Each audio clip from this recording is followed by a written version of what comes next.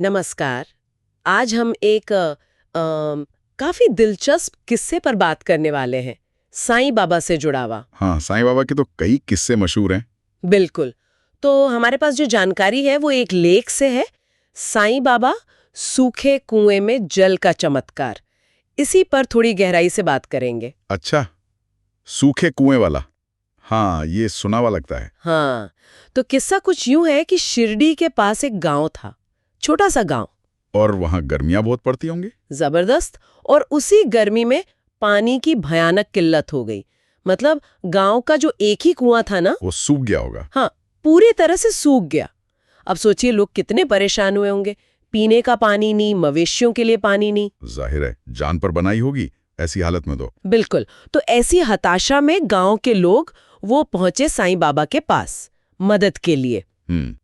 और ये काफी आम था, लोग अपनी मुश्किलें लेकर बाबा के पास जाते थे। हाँ। हाँ।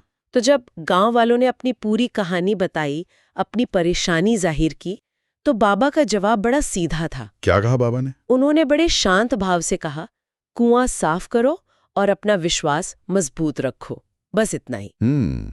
मतलब कोई खास उपाय नहीं बताया, कोई जंतर मंतर नहीं, सिर्फ सफाई और विश्वास। हाँ, यही बात दिलचस्प है, सिर्फ सफाई और विश्वास। आपको क्या लगता है इसके पीछे क्या सोच रही होगी? क्या ये सिर्फ एक प्रैक्टिकल सलाह थी? देखिए, एक स्तर पर तो ये बिल्कुल प्रैक्टिकल है।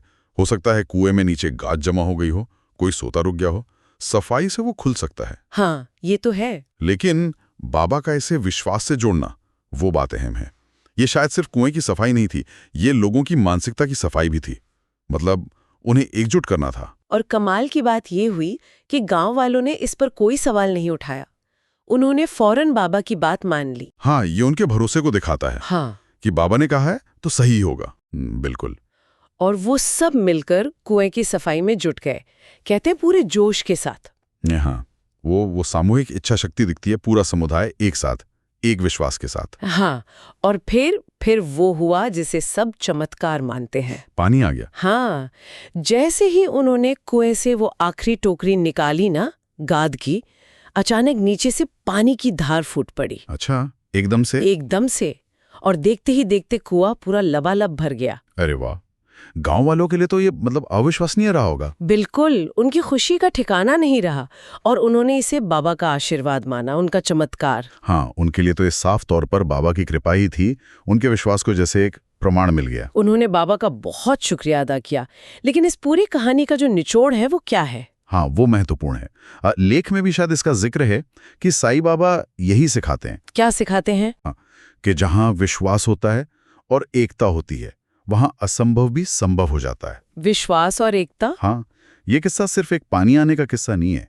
ये दिखाता है कि कैसे एक साझा यकीन और मिलकर किया गया प्रयास बड़ी मुश्किलों को भी पलट सकता है।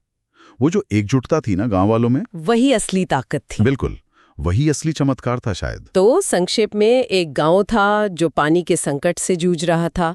साईं बाबा ने एक सरल सा निर्देश दिया, सफाई और विश्वास का। हाँ, और गांव वालों ने उस पर पूरा भरोसा किया, मिलकर मेहनत की और नतीजा सामने था। सूखा कुआं फिर से जी उठा। ये कहानी ये विश्वास की शक्ति पर बहुत जोर देती है। और यहां से ना एक विचार मेरे मन में आ रहा है। क्या? कि आज के समय में, चलो धार्मिक संदर्भ को एक तरफ भी रखें, तो क्या ये जो सामूहिक विश्वास है, मतलब किसी एक लक्ष्य पर, एक विचार पर बहुत सारे लोगों का एक साथ यकीन करना, हाँ। क्या ये आज भी हमारी बड़ी चुनौतियों का सामना करने में हमारी मदद कर सकता है? ये एक बहुत अच्छा सवाल है। क्या वो एकजुट भरोसा आज भी वैसे नतीजे ला सकता है जिन्हें हम चमत्कारिक जैसा कुछ कह सकें? बिल्कुल। मतलब चाहे वो सामाजिक चुनौती हो या कोई और बड़ी समस्या, क्या वो साझा इरादा और प्रयास आज भी कुछ असाधारण कर सकता है? इस पर सोचा जा सकता है। हाँ, ये सोचने वाली बात है। इसी विचार के साथ आज की ये बातचीत यहीं खत्म करते हैं। अगर आप भी साईं बाबा पर विश्वास रखते हैं और रोजाना उनकी ऐसी चमत्कारी कहानियां सुनना चाहते हैं, तो अभी हमारे चैनल को सब्सक्राइब करें और बेल आइकन दबाएं।